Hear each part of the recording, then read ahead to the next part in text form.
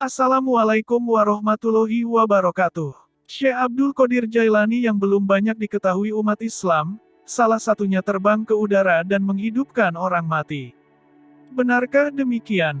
Karomah adalah hal atau kejadian luar biasa yang sulit diterima akal dan kemampuan manusia biasa. Beberapa karomah Syekh Abdul Qadir Jailani termaktub dalam sejumlah kitab dan masih banyak yang belum mengetahuinya merangkum berbagai sumber.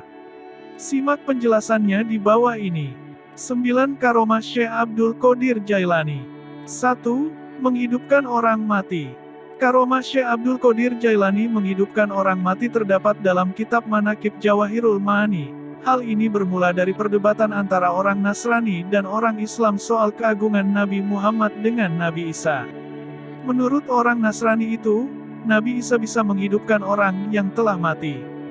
Syekh Abdul Qadir Jailani pun mengatakan kalau dia bisa menghidupkan orang mati meskipun bukan seorang nabi. Suatu saat di hadapan orang Nasrani itu dia membelah kuburan dan menghidupkan orang mati. Seketika orang Nasrani itu takjub dan memutuskan jadi mualaf. 2. Buah apel yang jatuh dari langit. Salah satu karomah Syekh Abdul Qadir Jailani, diceritakan Abdullah Al-Masali. Hal ini bermula ketika Al-Mustain, seorang khalifah Abbasiyah, datang ke rumah Abdul Qadir Jailani untuk meminta nasihat.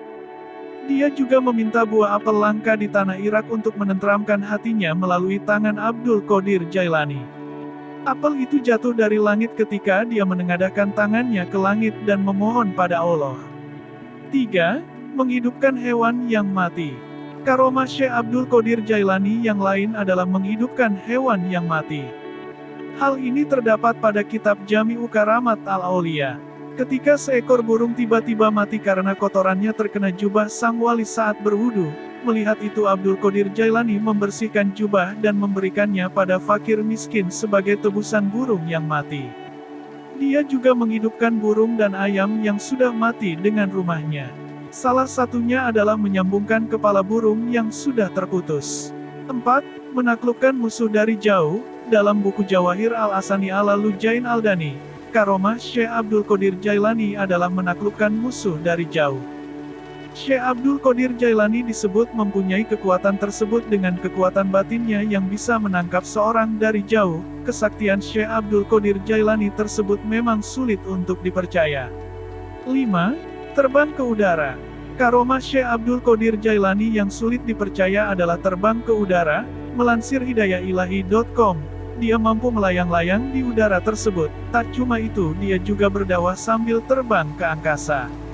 6. Membuat bangsa jin takluk. Karomah lain yang ada pada Syekh Abdul Qadir Jailani adalah mengajari ilmu agama Islam pada jin jahat. Hal ini bermula ketika wali asal Iran itu diikuti jin saat berada di sebuah padang pasir tandus. Alih-alih takut pada jin tersebut, Syekh Abdul Qadir berani mampu mengajari ilmu agama pada jin jahat tersebut. Keagungan ulama Syekh Abdul Qadir Jailani membuat bangsa jin takluk padanya. 7. Berjalan kilat. Konon Syekh Abdul Qadir Jailani juga bisa berjalan dengan kilat. Karomah yang satu ini memang sulit diterima akal manusia. Namun kabarnya terjadi pada sang wali. Hal tersebut terjadi saat Syekh Abdul Qadir Jailani melakukan perjalanan panjang hanya dengan waktu 1 jam, padahal, perjalanan tersebut umumnya ditempuh selama 12 hari 8 berada di banyak tempat dalam waktu bersamaan. Melansir fikimuslim.com, karomah Abdul Qadir Jailani ini terkenal di kalangan masyarakat muslim Iran. Syekh Abdul Qadir Jailani mampu berada di banyak tempat dalam waktu bersamaan.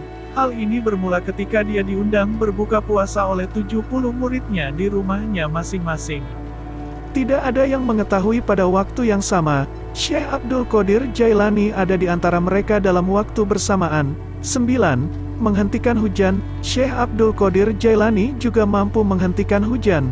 Saat berceramah, menurut Syekh Ali bin Musafir ini bermula saat orang-orang meninggalkan majelis ketika hujan turun lebat. Namun dengan karomah Abdul Qadir Jailani, hujan lebat itu berhenti saat dia menengadahkan tangan dan kepalanya seraya berdoa.